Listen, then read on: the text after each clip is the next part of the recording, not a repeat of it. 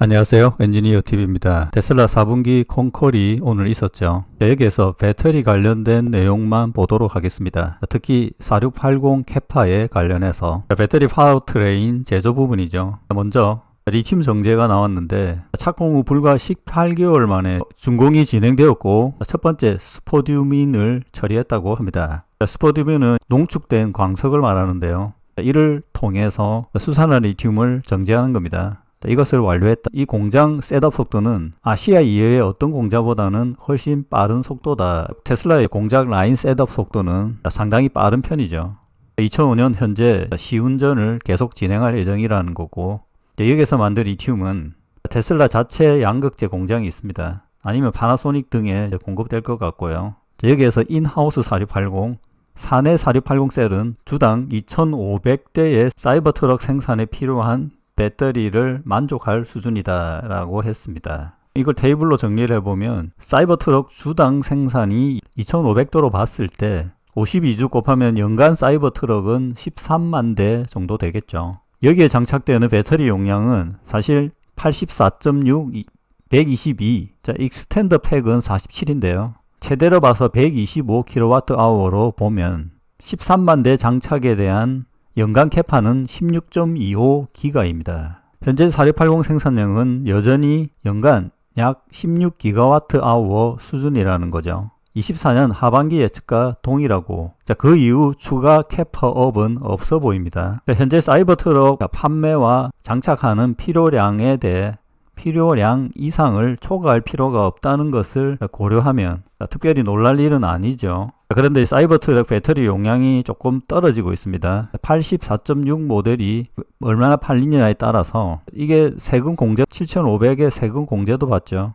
그래서 배터리 용량도 떨어질 걸로 보는데요. 이렇게 평균 100으로 보면 많이 낮춘 수치인데요. 이렇게 되면 연산 장착 캐파가 13기가까지 내려가게 됩니다. 그런데 실제 배터리 캐파와 장착 캐파는 조금 다르죠. 여기에서 이제 수율이 중요한데요. 현재 테슬라 4680의 수율은 알려지지는 않았습니다. 이익 수준으로 보면 85% 이상은 될 걸로 보는데요. 수율 85% 수준으로 보면 맥스 캐파는 19.12를 확보해야 합니다. 따라서 풀 생산 가능 캐파는 20기가 근처까지는 와 있다라고 봐야겠죠. 사이버 트럭의 추가 판매량 증가나 타기종의 4680 채택을 감안한다고 하면 캐파업 플랜 B도 있을 것으로 봅니다.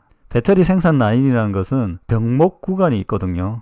이것을 계산하면 아니면 이 구간에 장비를 추가로 넣는다고 하면 전체 추가 라인 설치 없이 캐파업이 10% 단위로 증량이 가능합니다. 여기에서 큰 목표치로 본다면 포드 트럭 판매를 이기려면 얼마나 증량해야 될까요? 10배?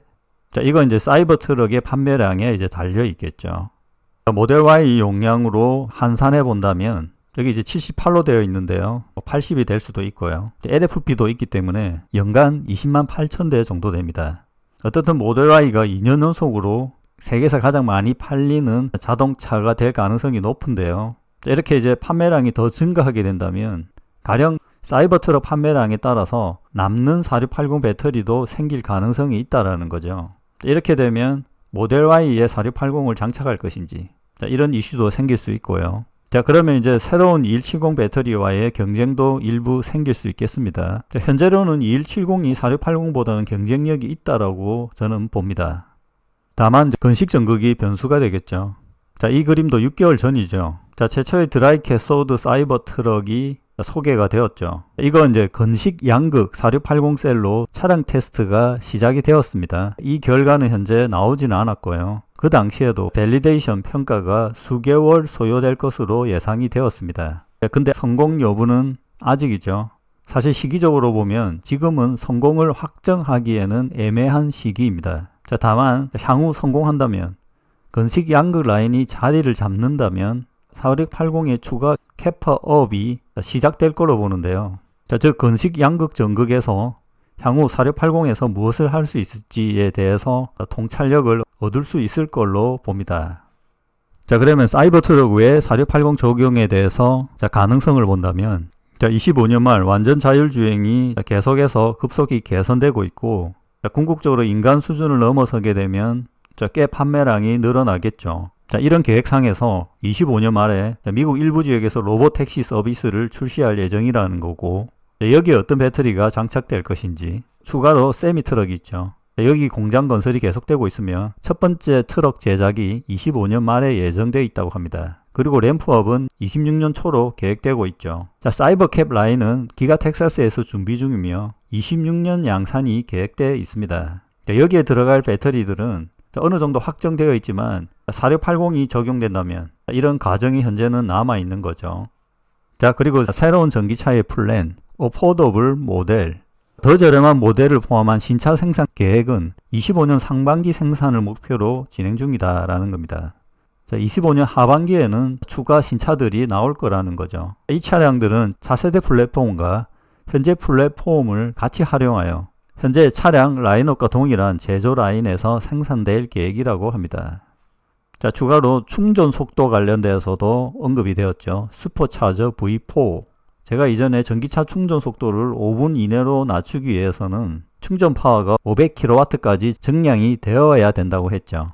여기에서 테슬라는 이번 컨콜에서 400V에서 1000V 차량 아키텍처를 지원할 것이고, 승용차 경우 최대 500kW 슈퍼차저가 나올 것이며, 대형 트럭, 세미 같은 경우 1.2MW를 충전하는 충전기가 공개될 것이라고 합니다. 자, 여기에서 LFP에 관련된 것도 나왔는데요. 자, LFP가 장착된 전기 차량은 충전 속도를 최대 4배까지 올리기 위해서 슈퍼차저에서의 배터리 가열 시스템이 출시될 것이라고 합니다. 자, 특히 겨울철 LFP 충전 같은 경우 배터리 가열이 이제 필수적인데요. 이렇듯 충전기는 준비가 되어 있고 배터리 생산도 준비되고 전기차 판매만 증가하면 되겠죠.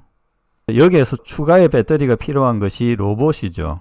옵티머스 생산 계획을 현재 빠르게 늘리려고 하고 있는데 25년 내에는 크게 실현되지는 않을 겁니다.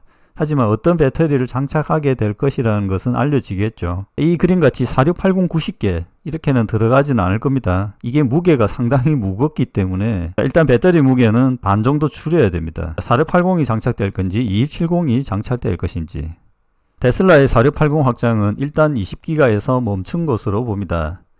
다만 향후 건식 전극이 이제 변수고요. 자, 사이버 트럭 판매 증가보다는 타 전기차, 특히 어포더블 저렴한 전기차, 세미 트럭, 사이버캣 등이 변수가 될 수 있고요. 자, 모델 Y도 다시 채택될 수 있겠죠. 자, LFP 배터리 변수도 있는데요. 이건 다음에 다루기로 하고, 자, 현재 그런 다양한 변수가 현재 남아 있다고 봅니다. 자, 테슬라 4680 배터리에 대해 마치겠습니다.